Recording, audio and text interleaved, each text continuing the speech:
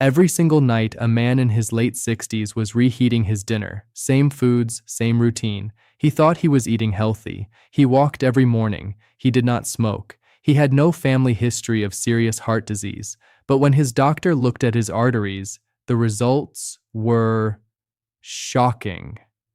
His blood vessels looked like those of a man nearly 20 years older, stiff, inflamed, worn down in ways that made no sense on paper. When they finally figured out what was driving it, nobody expected the answer. It was not his genes.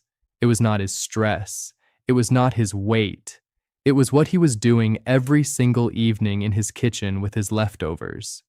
I am Wesley Harper, and today we are talking about 5 very common foods that become genuinely dangerous when you reheat them.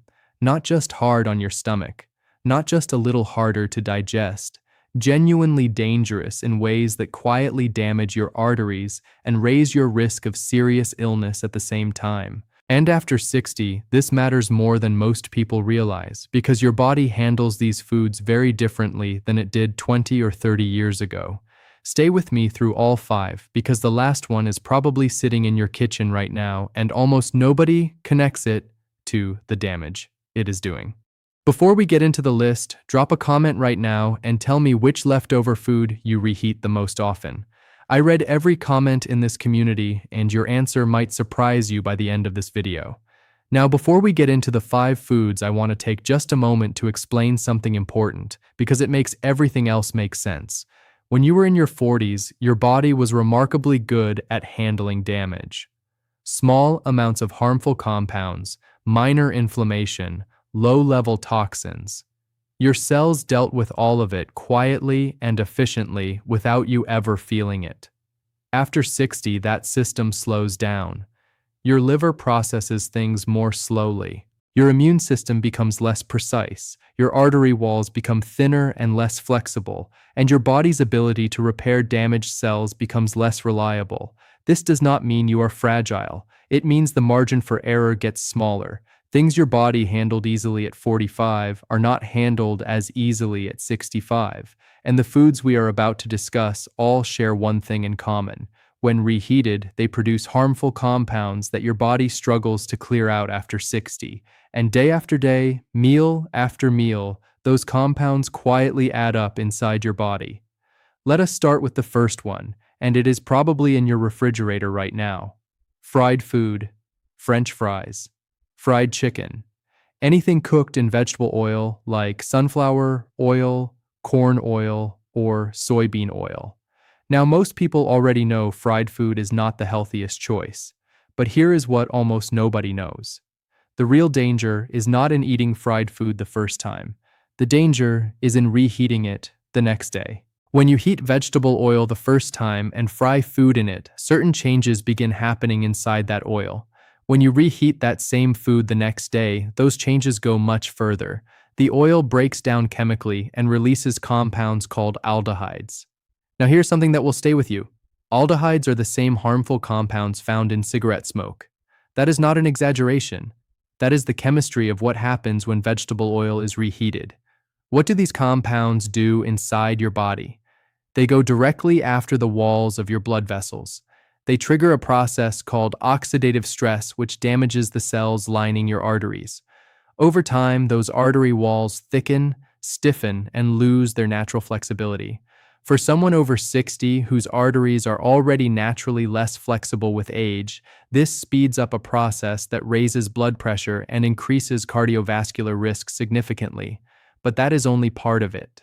These same compounds also damage DNA inside your cells. Most of the time, your body repairs that damage before it becomes a problem. But after 60, that repair process slows down. Some damage slips through, and when damaged cells are not repaired properly over time, that is where serious health problems can begin.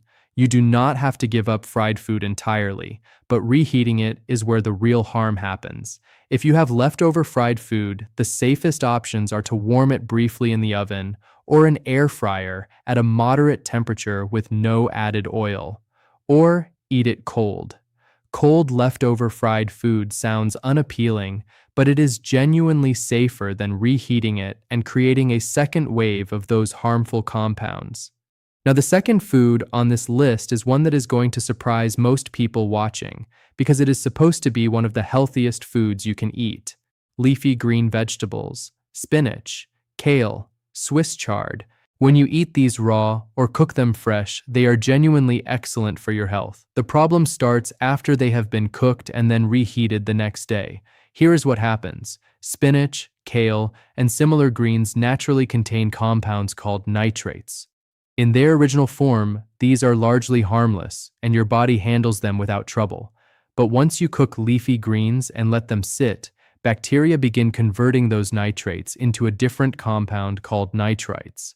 This happens at room temperature, and it happens faster than most people realize. Now, when you take those stored cooked greens and reheat them, the heat causes the nitrites to react with proteins in the food.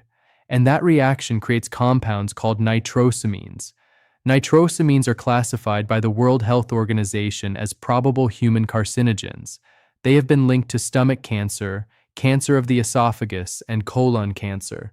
But the concern does not stop at cancer risk. Nitrosamines also trigger inflammation in the lining of your blood vessels. When that lining becomes inflamed, your arteries lose their ability to regulate blood flow properly. Blood pressure becomes harder to control. The risk of blood clots increases. For someone over 60, dealing with cancer risk and cardiovascular inflammation at the same time from a single food is a combination worth taking seriously. And the frustrating part is you are genuinely trying to do the right thing.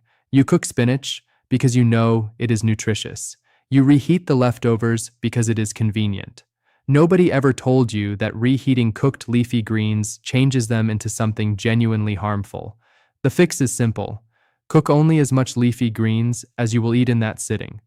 Whatever is left over goes cold into a salad or a grain bowl the next day. Never reheat it. And if your cooked greens sit at room temperature for even an hour before going into the fridge, that conversion is already beginning. Get them into the refrigerator within 30 minutes of cooking. Let me know in the comments if this one surprised you. I have a feeling a lot of people in this community reheat spinach regularly without ever having heard this before. The third food is one that most people consider the safest and most neutral food imaginable: rice. Plain cooked rice seems like it could not possibly be dangerous. Billions of people eat it every single day. But reheated rice is actually responsible for more food-related illness than almost any other everyday food, and the reason has nothing to do with what most people think. When you cook rice, you kill most bacteria in it. But one particular type of bacteria called Bacillus cereus plays by very different rules. Its spores survive the cooking process completely.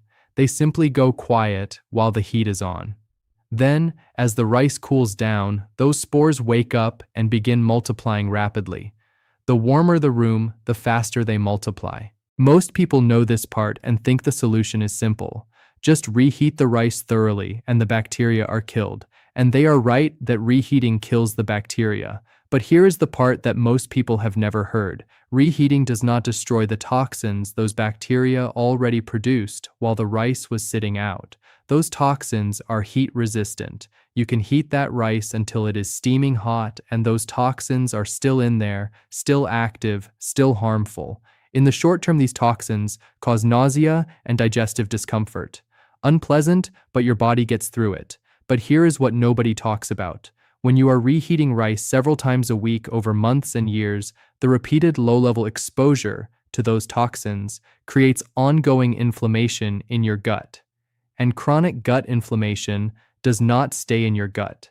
It spreads through your bloodstream. It affects your cardiovascular system. It interferes with how your body manages cholesterol and blood pressure. After 60, your gut lining is naturally thinner and more permeable than it was at 40. Toxins and inflammatory signals pass through more easily. The protection is simply not as strong as it used to be. The solution comes down to timing. Cool your rice quickly after cooking and get it into the refrigerator within 1 hour. Store it for no more than 24 hours. When you reheat it, do it once and only once. Never reheat the same rice a second time. And honestly, the best approach is to cook smaller amounts, so there is less leftover rice to deal with in the first place. Now, the fourth food is one that is incredibly popular with older adults because it is lean, versatile, and easy to cook in large batches for the week. Chicken. Chicken itself is a genuinely good protein choice for older adults. The problem is the most common way people reheat it, which is in the microwave. Here is why the microwave and chicken are a genuinely dangerous combination. Microwaves heat food by exciting water molecules inside it, but they do not heat evenly.